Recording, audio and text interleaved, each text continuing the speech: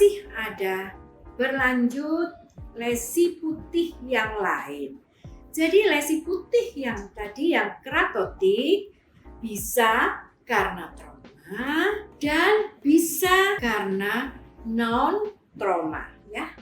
Kalau yang karena trauma namanya chronic traumatic ulcer. Jadi di sini ada proses yang kronik. Jadi etiologinya adalah trauma mekanis yang berkepanjangan seperti adanya stomatitis yang disebabkan oleh adanya gigi yang tajam di daerah itu. Jadi ada gigi karies, kemudian dia tidak dirawat dan menjadi tajam sehingga akan melukai daerah seperti gambar ini ya. Seperti gambar ini di mukosa labial sebelah kiri terdapat ulcer karena gigi yang tidak dirawat.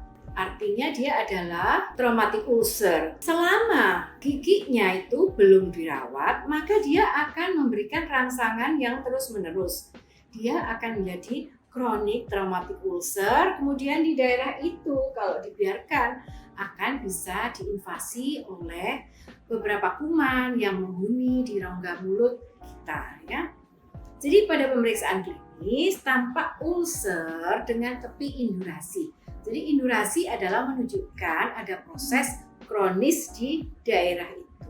Diferensial diagnosis dari kasus ini adalah squamous cell carcinoma atau TB ulcer atau ulcer yang disebabkan oleh kuman TBC. Maka treatmentnya bagaimana pada kasus seperti ini? Jadi hilangkan dulu faktor penyebabnya, dicari dulu faktor penyebabnya, kemudian dihilangkan. Kalau karena gigi yang tajam, maka giginya tersebut bisa dilakukan ekstraksi atau dilakukan tumpatan ya, tumpatan. Kemudian dilihat di biopsi peran apa, kuman apa yang berperan di situ.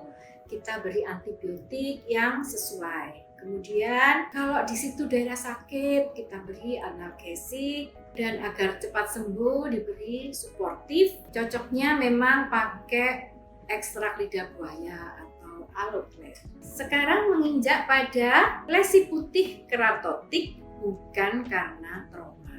Misalnya Candida leukoplakia.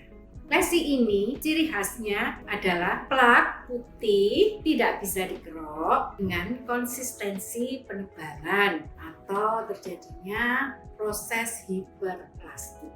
Pada kasus ini etiologinya multifaktorial ya. Bisa karena faktor eksternal, faktor ekstrinsik maksud saya sama aja ya, yaitu penggunaan tembakau.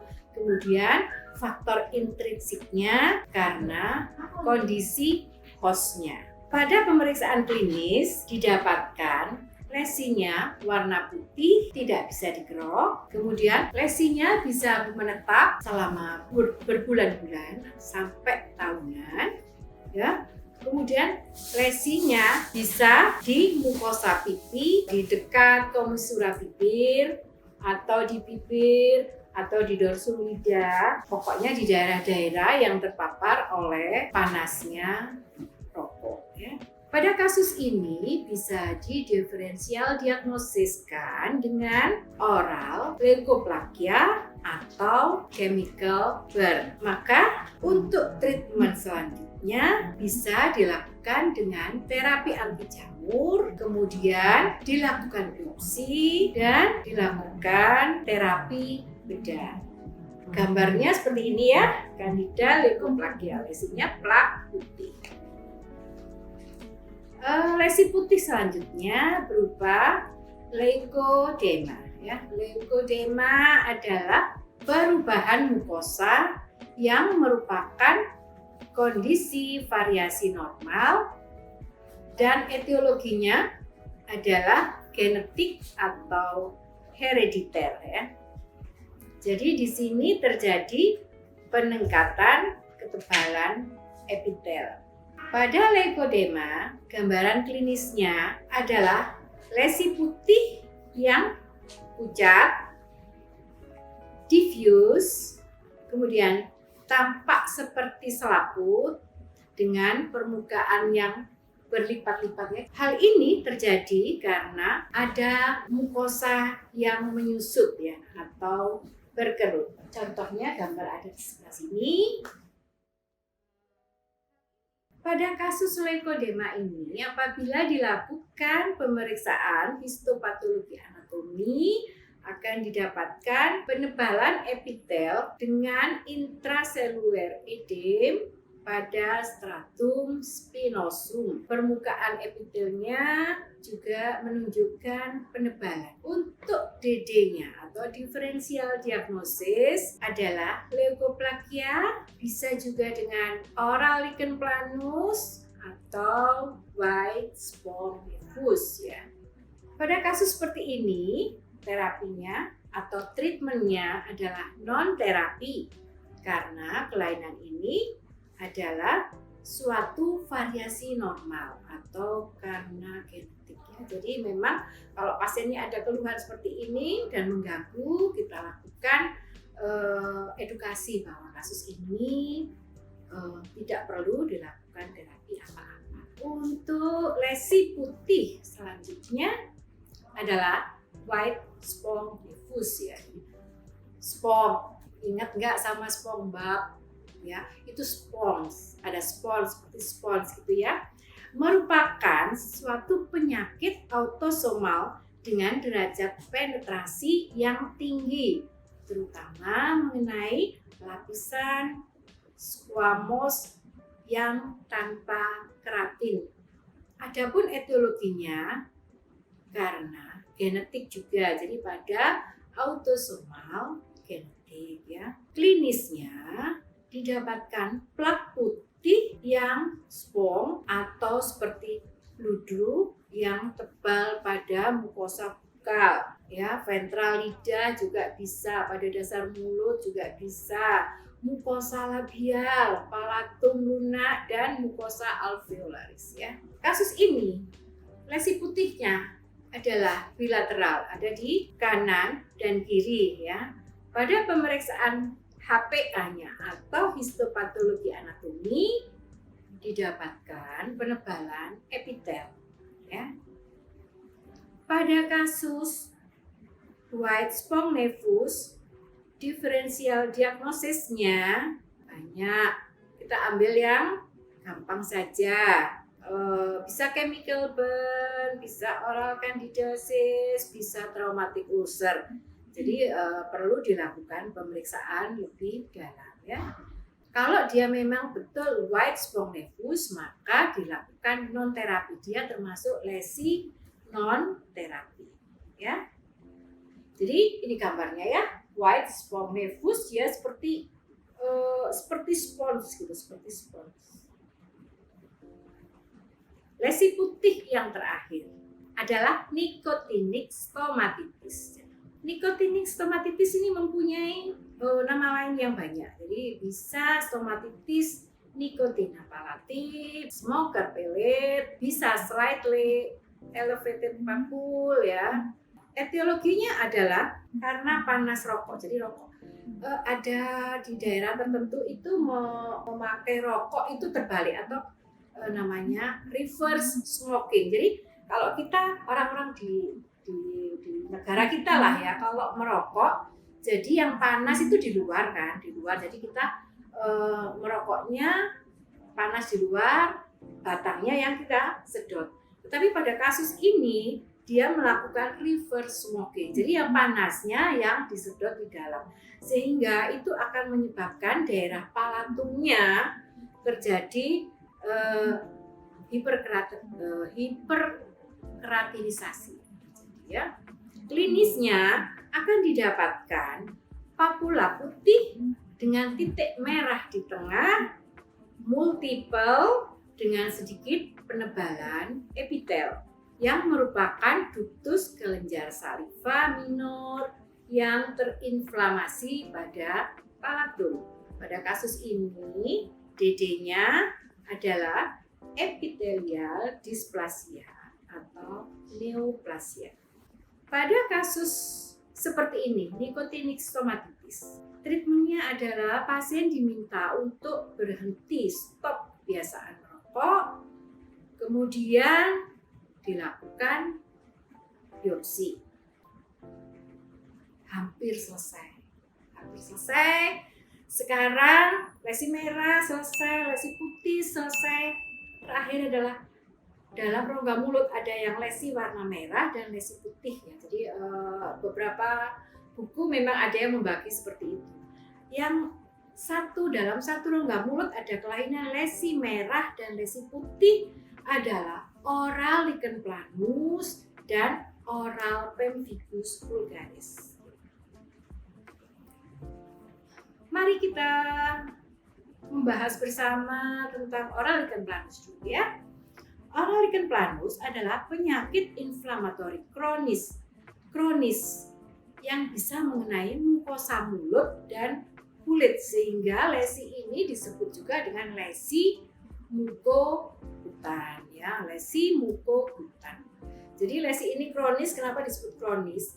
Dia bisa dalam jangka lama. Jadi ada fase remisi, penyembuhan, kemudian suatu saat kalau ada faktor pencetus dia akan bisa kumat lagi, jadi remisi, penyembuhan, kemudian berlanjut seperti itu ya.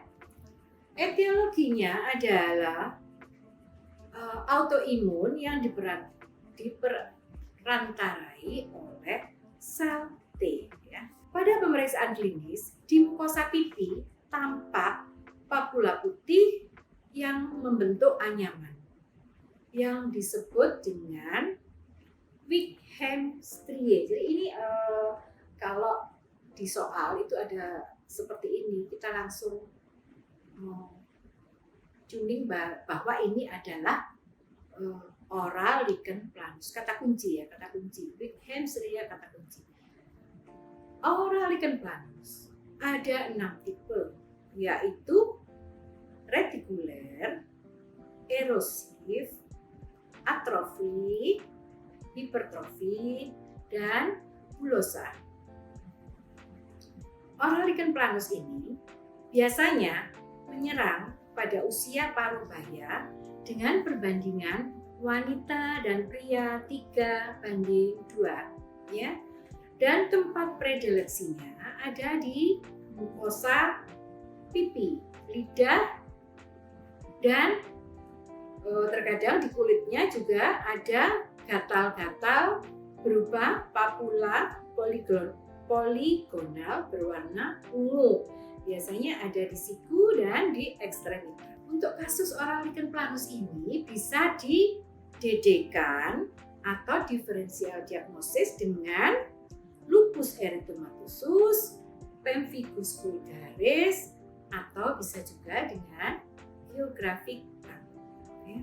Untuk kasus ini adalah spesial ya, jadi dia memang harus terapinya khusus karena dia etiologinya autoimun, maka terapinya menggunakan kortikosteroid topikal yang bisa dikombinasi dengan kortikosteroid sistemik, jadi tergantung keparahan kasusnya ya.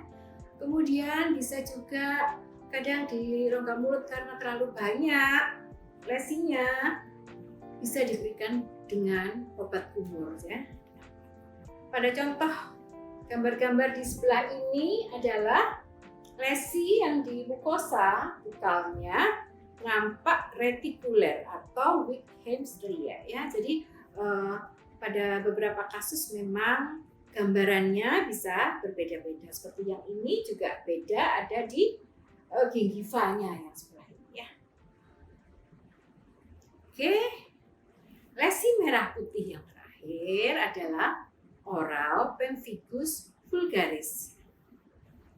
Lesi ini adalah lesi vesikulobulosa yang kronis dan parah, serta daerah yang diserang adalah mukokutan, artinya mukosa dan daerah kulit ya. Sama, etiologinya juga karena autoimun. Gambaran klinisnya pada oral pemphigus vulgaris adalah adanya bula dalam mulut, biasanya ada bula, kemudian pecah dan meninggalkan daerah erosi ya. Nah, adanya erosi atau ulcer ini yang akan menyebabkan rasa nyeri. Nah, tanda-tanda yang lain adalah adanya Nikolsky sign positif. Jadi di dalam kulit itu karena ada bula. Jadi kalau bula pada umumnya kalau di pencet itu dia akan pecah ya. Tetapi pada kasus oral pemphigus vulgaris adanya bula itu apabila dipencet maka cairannya itu akan mengalir ke sebelahnya. Begitu juga sebelah. Itu adalah tanda-tanda Nikolsky sign. Jadi Nikolsky sign-nya positif ya. Bisa di dalam mulut atau bisa di kulit. Cuman kalau di dalam mulut karena ada gigi dia memang mudah pecah, bulanya itu mudah pecah sehingga susah didapatkan. Yang didapatkan adalah berupa erosi atau ulcer ya. Nah, apa diferensial diagnosisnya pada oral pemphigus vulgaris ini? Bisa gingival stomatitis primer, bisa erythema multiformis, atau bisa juga oral lichen planus ya.